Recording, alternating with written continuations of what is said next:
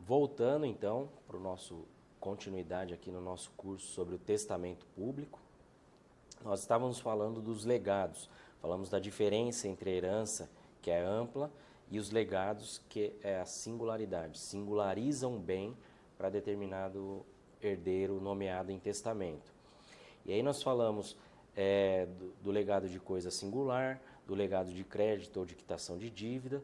Continuando nos exemplos, nós demos início ao legado de alimentos. Esse legado de alimentos, ele pode ser especificado como uma renda de um imóvel alugado, e aí nomeia lá quem vai ser beneficiário daquela renda durante um determinado período. E isso é revertido como se fosse alimentos mesmo, pensão alimentícia, né? Então, também é uma espécie de legado prevista no Código Civil e que pode ser, então, determinada, portanto, pelo testador através do seu testamento público. Outro muito utilizado e bastante importante também é o legado de usufruto, ou seja, no testamento público, o testador ele pode determinar que o usufruto de determinado bem singular, bem especificado, seja instituído em favor daquele herdeiro nomeado em testamento, ou seja, o direito real do usufruto instituído via testamento público e posteriormente no próprio inventário ele vai ser executado, vai ser formalizado para que seja instituído o usufruto em benefício daquela pessoa. Isso é muito comum nos testamentos, o testador ele colocar o legado, fazer constar o legado de usufruto. É um legado bastante comum utilizado no dia a dia. Legado de imóvel também pode ser como um singular mesmo, né? Atribuindo a determinada pessoa aquele imóvel. Entre outros exemplos do Código Civil. Caducidade dos legados é diretamente ligado a isso. Então, ou seja, o Código Civil determina no artigo 1939 as causas em que caducará o legado. E aí ele traz lá um rol de causas que podem prejudicar o cumprimento do testamento. Então, no inciso 1, ele diz: se, depois do testamento, o testador modificar a coisa legada ao ponto de já não ter a forma, nem lhe caber a denominação que possuía. Essa primeira hipótese também é uma delas que caduca o legado. Mais à frente eu vou especificar o que significa a caducidade, né, do testamento. No item 2, se o testador, por qualquer título, alienar no todo ou em parte a coisa legada, nesse caso, caducará até onde ela deixou de pertencer ao testador. Então é aquela ideia que ele deixa determinada coisa para um herdeiro nomeado em testamento e, eventualmente, ele vende essa determinada coisa ou vende parte dela. Nesse caso também caduca o legado. Não vai atingir o objetivo que ele quer. Por isso é importante aquela orientação no momento da elaboração do testamento, para que ele não tenha essa dúvida de eventualmente depois desfazer os efeitos que ele esperava, tendo em vista a venda do bem eventualmente.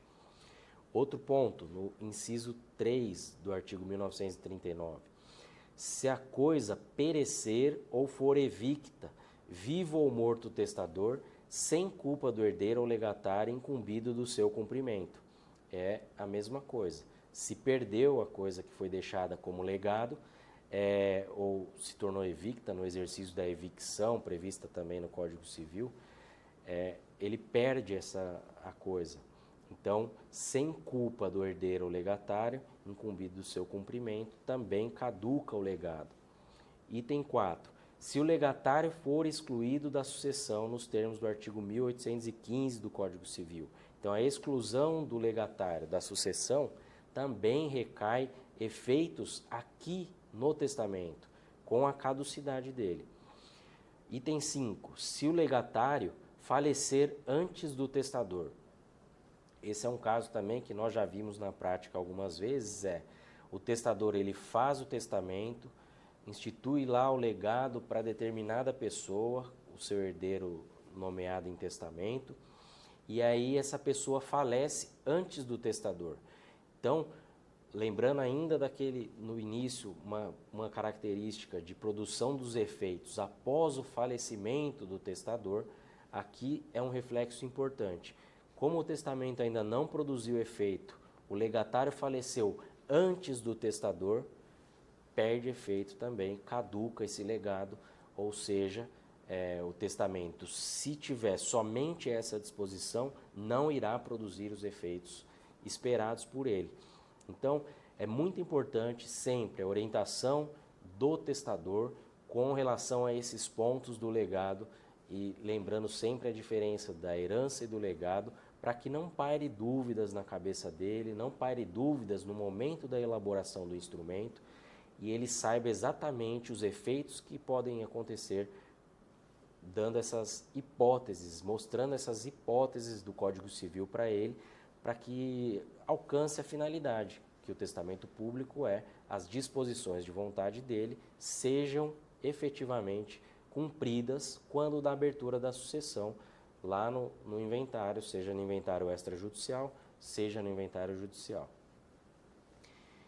Então, sobre o legado, essa diferença entre herança e legado, era isso que nós tínhamos para apresentar. Passando para o próximo item da nossa aula, tratando da revogação do testamento.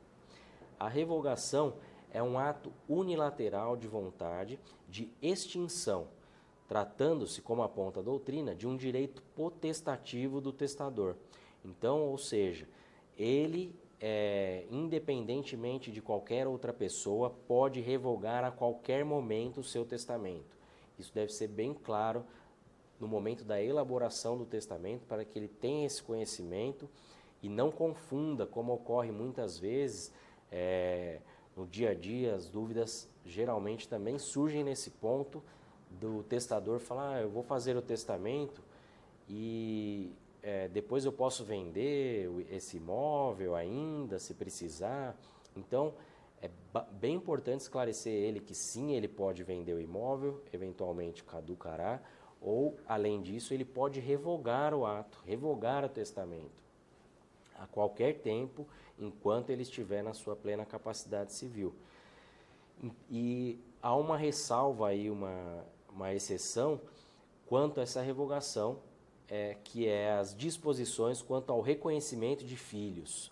Então, o reconhecimento de filhos feito no testamento, ele é irrevogável, porque o Código Civil menciona expressamente que o reconhecimento de filhos é irrevogável, seja ele feito diretamente no âmbito do registro civil, seja ele feito em outro âmbito, no âmbito judicial, ou seja ele feito no testamento público. O reconhecimento de filho é irrevogável. E quanto ao reconhecimento de filho, vale ressaltar também uma questão importante, que é o reconhecimento de filho do menor entre 16 e 18 anos feito em testamento. É uma questão importante em que o entendimento majoritário é que sim, é possível ele fazer o reconhecimento de filho com 16 anos, entre 16 e 18 anos, inclusive em testamento. E, reforçando então, é um item irrevogável. Se o testamento possui diversas outras previsões, sejam patrimoniais ou não, e o reconhecimento de filho, ele pode revogar esse testamento? Sim, o testador poderá revogar o testamento. Porém, a parte do reconhecimento de filho, aquela parte específica que tratar deste ponto de reconhecimento de filhos, não será revogada, somente as outras disposições colocadas no testamento público. Então, o testamento ele pode ser revogado expressamente pelo mesmo modo e forma como ele pode ser feito. Então, ou seja, ele pode ser feito uma revogação de testamento particular de um testamento público, uma revogação pública de um testamento particular e vice-versa, ou da mesma forma. O testamento público pode ser revogado também por um instrumento de revogação de testamento público também. Ressalte-se que a revogação também deve ser comunicada no Registro Central de Testamentos Online, aquela RCTO que nós vimos anteriormente, que já foi mencionado. Então é outra vantagem de se fazer o ato público, porque não vai pairar dúvidas sobre a revogação.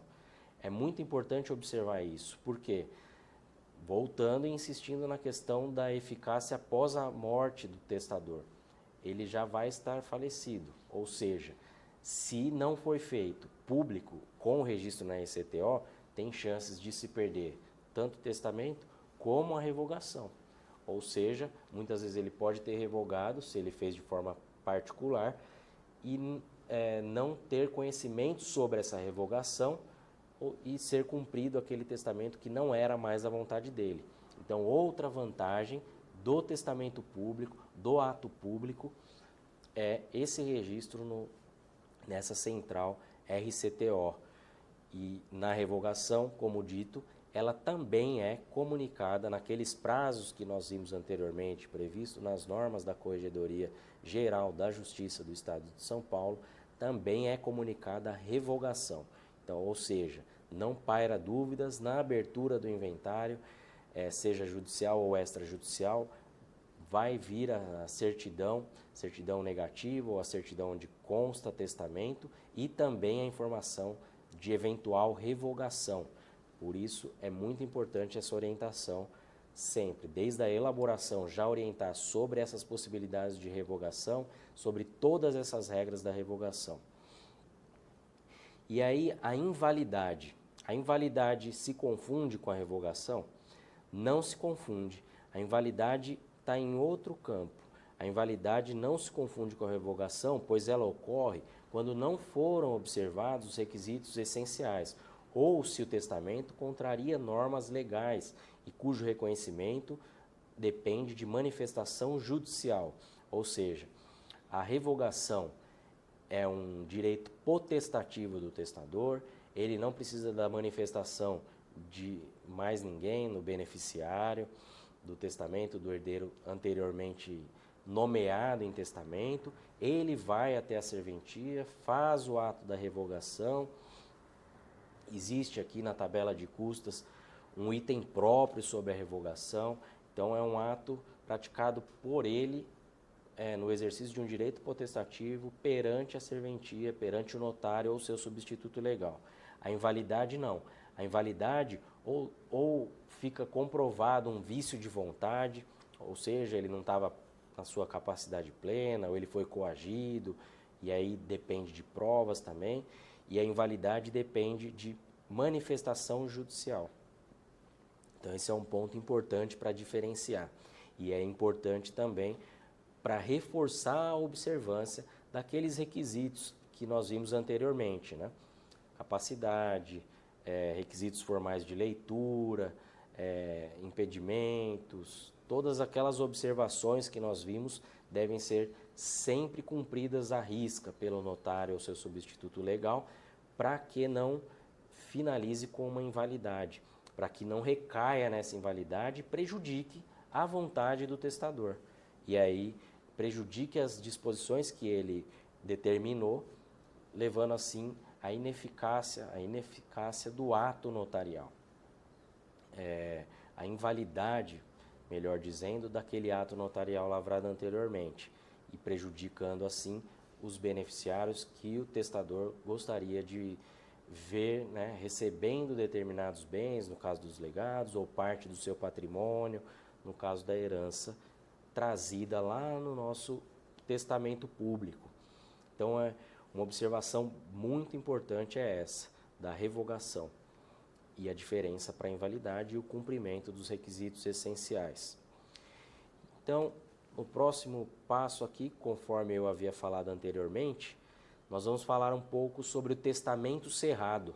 O testamento cerrado ele é uma outra espécie de testamento, que há também a intervenção notarial, mas não há a observância de todas aquelas regras do testamento público. Então, no próximo bloco, nós vamos passar para a abertura do tema do testamento cerrado, encerrando assim esse bloco. Muito obrigado pela atenção, até o próximo.